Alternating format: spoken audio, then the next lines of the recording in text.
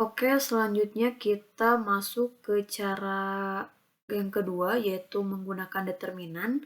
Sebelumnya Ibu sudah membahas SWLTV dengan cara eliminasi dan substitusi. Oke, kita langsung aja. Nah, untuk pemisalan diketahui dan model matematikanya masih tetap sama. Nah, di sini kita akan masuk ke matriks ya, penulisan matriks. Nah, pertama kita perhatikan dulu dari model matematikanya. Nah, di sini X tambah Y tambah Z sama dengan 40. Nah, di sini X, Y, Z-nya itu adalah variabel dengan koefisiennya 1. Kita tulis di matriksnya 1, 1, 1. Ya, ini X, ini Y, ini Z. Kemudian persamaan kedua, X sama dengan 2Y. Nah, jika kita lihat di sini tidak ada Z. Dan hasilnya pun tidak ada. Ya, maksudnya seperti apa? Nah, kita ubah dulu. X sama dengan 2Y. 2Y ini kita pindah ruaskan atau melewati sama dengan, maka tandanya akan berubah menjadi negatif. Berarti ya, X min 2Y, ya, Z-nya tidak ada berarti 0, sama dengan hasilnya juga tidak ada berarti 0. Atau dituliskan dalam bentuk matriks menjadi 1, negatif 2, 0. Ini X, ini Y, ini Z. Nah, gitu. Dan yang terakhir adalah 75, 120, dan 150. Kemudian tulis lagi X, Y, Z. Nah, sama dengan, nah ini hasilnya. Hasil yang ini. Yang pertama, persamaan pertama 40 hasilnya. Yang kedua 0. Dan yang terakhir adalah 4020. Nah, sekarang kita akan mencari determinan dari matriks yang telah kita peroleh tadi.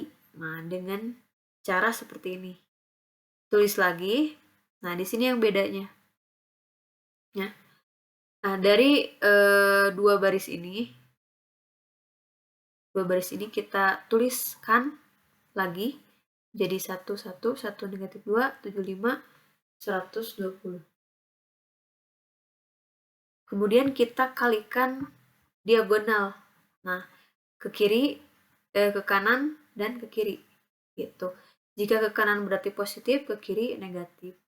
Nah, ini kan 1 misalnya ya, ini 1 kali negatif 2 kali 150, negatif 300 ditambah 1 kali 0 kali 75, 0 ditambah 1 kali 1 kali 120, 120. Nah, sekarang kita ke kiri, berarti kurangi. Nah, dikurangi ya bentuknya, bentuk operasinya. Nah, 151 kali negatif 2 kali 75, negatif 150, dan seterusnya.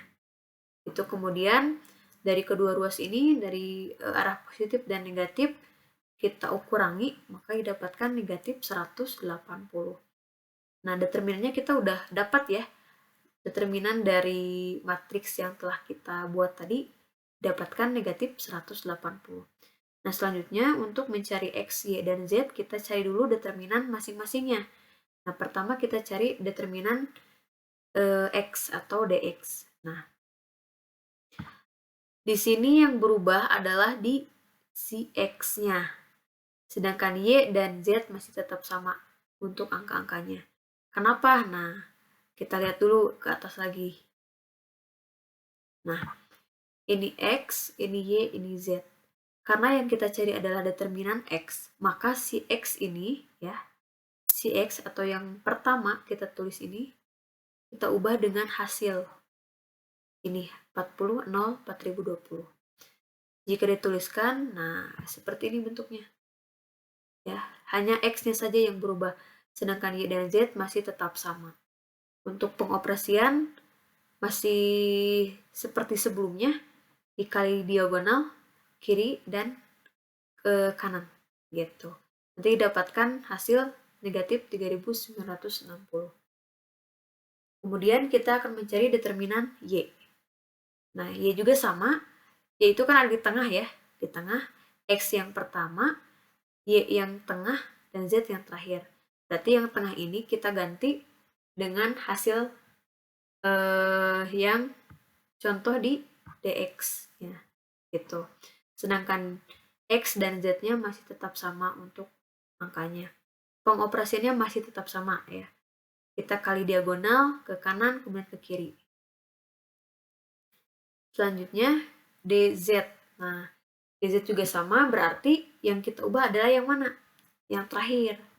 Sedangkan X dan Y, angkanya masih tetap sama. Dan yang terakhir, Z, kita ganti dengan hasil. Nah, gitu.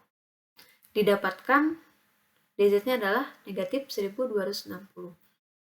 Nah, kita sudah dapat DX, DY, dan DZ ya dari hasil determinan yang telah kita selesaikan.